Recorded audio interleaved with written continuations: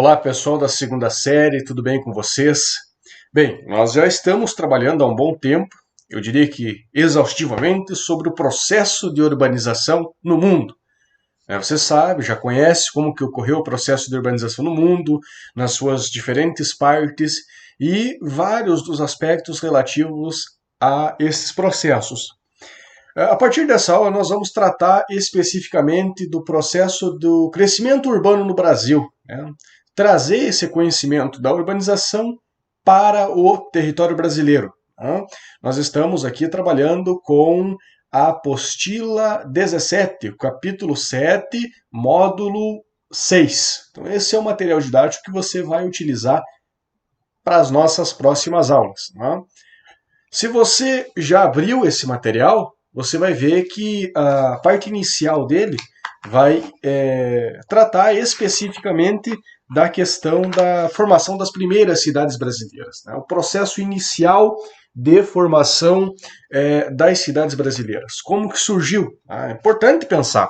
É claro que nós, conforme nós trabalhamos anteriormente, nós trazemos a concepção de que o processo de urbanização ele tem a sua gênese, a sua origem ligada à questão da Revolução Industrial, ao processo de industrialização de uma maneira genérica, né? Tranquilo?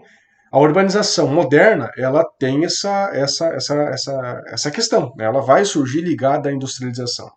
Não obstante, quando nós trazemos essa discussão para o Brasil, é importante que nós façamos um resgate histórico e geográfico, naturalmente, da formação dos primeiros núcleos urbanos, dos primeiros povoamentos, das primeiras vilas, né, que aí, ao longo de vários processos e passando por diversos estágios e etapas e influenciado por diversos mecanismos, vão dar origem às grandes cidades, metrópoles que nós temos no cenário atual do país. Beleza? Então vamos lá, pessoal. Vamos começar, né, a nossa discussão a respeito da formação das primeiras cidades brasileiras. Acredito que não seja novidade para você. Eu até vou mostrar aqui, tentar mostrar esse mapa aqui para você da página 7 do material didático. Consegue visualizar? Este mapinha aqui, ó. Você vai perceber que onde que estão localizadas as primeiras cidades do Brasil?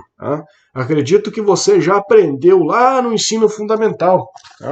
As primeiras cidades brasileiras, elas surgiram, né, as primeiras vilas brasileiras, elas surgiram acompanhando o litoral, né, que foi o ponto de chegada dos portugueses, principalmente, né, que foram os povos que nos colonizaram, foi o povo que nos colonizou. Então, os portugueses eles chegaram na costa, naturalmente, e ali eles formaram, né, as primeiras vilas, né. Nesse sentido, foi criada em 1532 a primeira vila brasileira, foi fundada a primeira vila brasileira, no estado de São Paulo, a vila de São Vicente, na região litorânea do estado. Então foi fundada a primeira vila. A ideia era ter uma base ali para conseguir dar início a um processo inicial de exploração do território. Levou, se você for observar, 3 décadas, né, talvez um pouco mais de 3 décadas, para ocorrer a fundação da primeira vila, porque inicialmente não se sabia ao certo, né, o que seria feito no território brasileiro. Então, os portugueses tinham ainda essa dúvida, né, o que realmente iam fazer no território brasileiro, que atividade iam explorar e etc. Por isso que demorou para fundar a primeira vila. Obviamente que ao longo do século XVI, os anos entre 1500 e 1600, e após a fundação da Vila de São Vicente, outras vilas foram sendo fundadas, sempre acompanhando o litoral. Olinda, lá no Nordeste, Salvador, entre outras cidades, principalmente no Nordeste brasileiro, sempre acompanhando a costa. Essa era a lógica. Pouco se avançava em relação ao interior do continente, né? Eu acredito que historicamente você sabe os motivos, né? Você entende mais ou menos a lógica do porquê que não houve esse deslocamento em direção ao interior do país. Então, basicamente, em síntese, no século XVI não houveram, né, não houve avanço significativo em relação ao continente, né, por interior do continente. E isso perdurou até o século, durante boa parte do século XVII também. Durante o século XVII, você inclusive pode perceber no mapa da tua página 6 ali, e mesmo na página 7 do teu material didático, que o ponto mais avançado em direção ao interior, em direção ao oeste, era a Vila de São Paulo, onde hoje é a cidade de São Paulo, né? Tinha lá algumas missões jesuítas que foram desenvolvidas na cidade de São Paulo. Então era o ponto mais avançado do país em relação ao interior.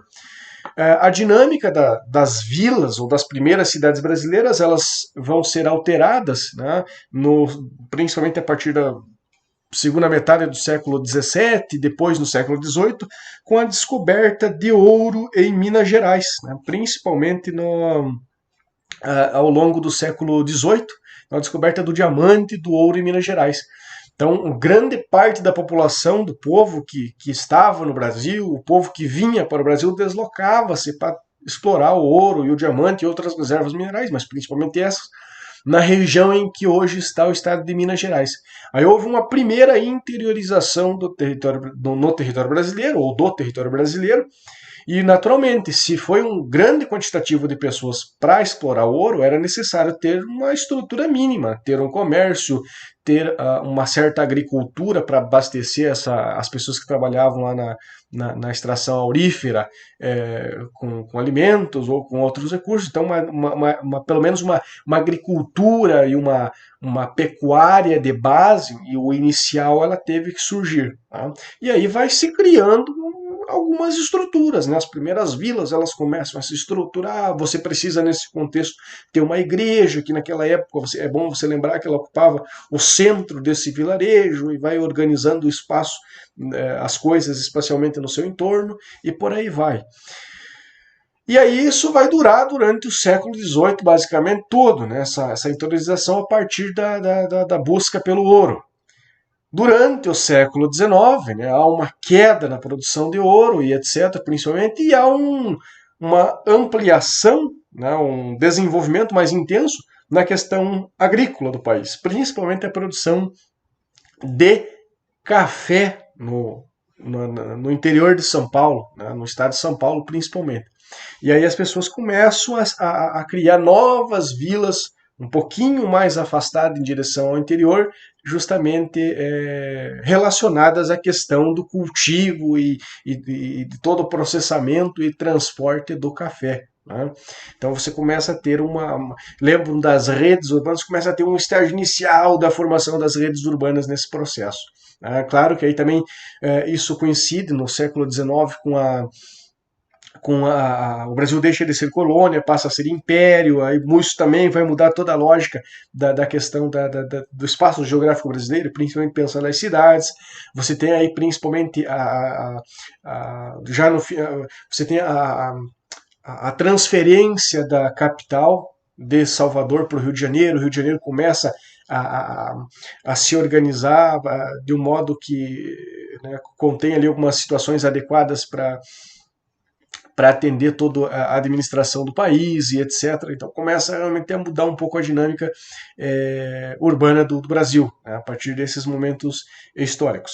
É claro que a urbanização no Brasil, se você for pensar para além disso que a gente discutiu até o momento, ela ocorreu de maneira muito heterogênea, de maneira diferente. Né? Algumas cidades cresceram de um modo organizado, de um modo planejado, e outras de um modo totalmente desorganizado. Né? Isso principalmente se você for pensar num período mais recente. Tranquilo?